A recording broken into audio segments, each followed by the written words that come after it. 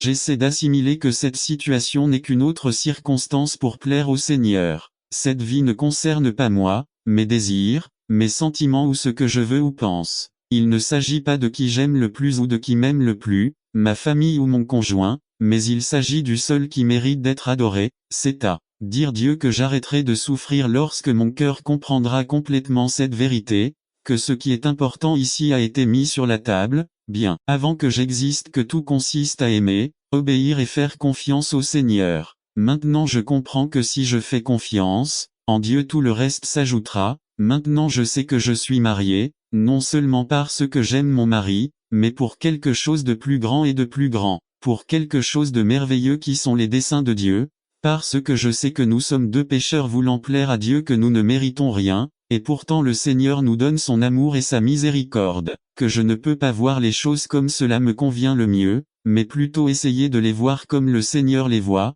car il ne m'a jamais dit qu'il était fatigué de tout péché qu'elle commet à plusieurs reprises. Si tel était le cas, elle aurait été privée depuis longtemps de la merveilleuse grâce de Dieu. Je sais que je ne peux pas voir la situation dans son ensemble, de ce qui va arriver ou de ce qui manque, mais je peux être responsable du petit tableau dans lequel le Seigneur me permet de lui plaire, et le seul moyen est d'obéir. Je n'ai pas besoin d'être amer car ce ne sont que des tests dans mon petit passage à travers le monde, j'essaie juste d'attendre qu'il soit trop tard. Devenez membre de la chaîne Today et bénéficiez de réconfort et de soutien dans les moments difficiles. Cliquez sur le lien dans la description de la vidéo. Mardi 9 avril 2024 page 3 pour regarder sous un autre angle. En y réfléchissant, cette situation n'est qu'une pierre dans notre marche avec le Seigneur pour nous confondre et entraver notre relation avec lui, et je ne veux pas qu'à cause de cette petite pierre, j'arrête de le servir et de le remercier chaque jour pour l'opportunité que j'ai. Cela me fait l'aimer.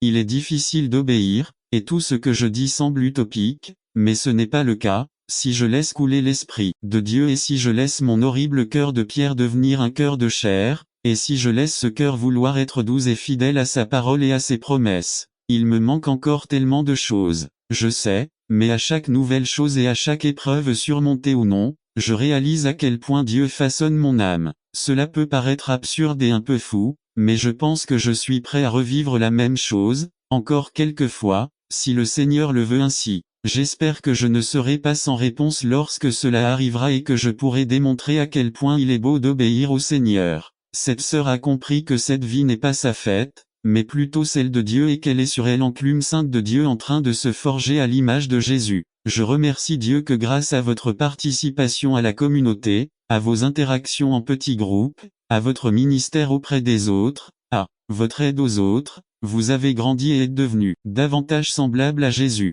C'est le travail merveilleux que Dieu accomplit dans le contexte de sa communauté, de son Église. N'aimeriez-vous pas vivre une transformation similaire? N'aimeriez-vous pas grandir dans votre relation avec Jésus? Vous et moi devons donc nous connecter à l'Église pour grandir. La croissance ne se produira pas si nous sommes seuls, éloignés ou isolés. C'est dans le contexte de sa communauté que Dieu opère des merveilles pour la gloire de son nom. N'attendez pas qu'il soit trop tard. Devenez membre de la chaîne Today et bénéficiez de réconfort et de soutien dans les moments difficiles. Cliquez sur le lien dans la description de la vidéo. Mardi 9 avril 2024 page 4 Votre aujourd'hui est hier demain. Résumé. Dans le livre de l'Ecclésiaste, chapitre 3, il lit qu'il y a du temps pour tout. Le plus sérieux, c'est comment nous gérons ce temps. Par Miguel Izetcano. Votre aujourd'hui est hier demain. De la série Quand est un jour. L'Ecclésiaste 31,8 dit qu'il y a un bon moment pour tout faire. La situation et qui gère ce temps est en fait le correcte utilisation. Dans la vie nous rencontrons tout type de personnes et à certaines occasions nous découvrons que nous ne vivons pas à leur rythme. Les gens passifs tellement passifs que ma grand-mère a dit qu'ils avaient attelé le sang d'eux.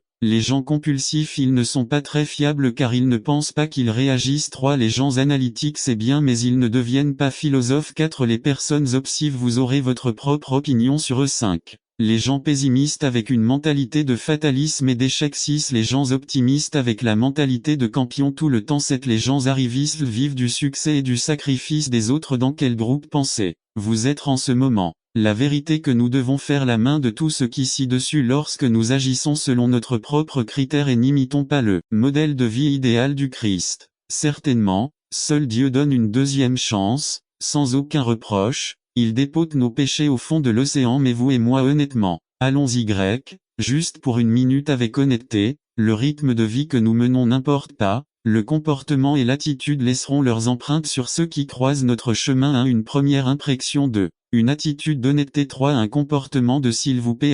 Et n'attendez pas qu'il soit trop tard. Devenez membre de la chaîne Today et bénéficiez de réconfort et de soutien dans les moments difficiles. Cliquez sur le lien dans la description de la vidéo. Mardi 9 avril 2024. Page 1. Nous devons n'oublier que nous n'avons pas de machine à temporer pour revenir en arrière et supprimer tout mauvais, comme si cela ne s'est pas arrivé. Oh, nous vivons avec la loi de la réciproque. Vous semez ce que vous récoltez. C'est pourquoi nous devons être réalistes pour voir si nous agissons correctement ou traitons les autres comme nous aimons être traités. N'oubliez pas que notre famille aura une partie de cela. De nombreuses familles dans la Bible ont porté des malédictions de génération en génération, mais non seulement le mal est hérité, les bénédictions et les promesses ont été et continuent d'être transférables. Nous avons tous des albums ou des vidéos photographiques de famille et certaines occasions en les regardant, un souvenir de quelque chose nous vient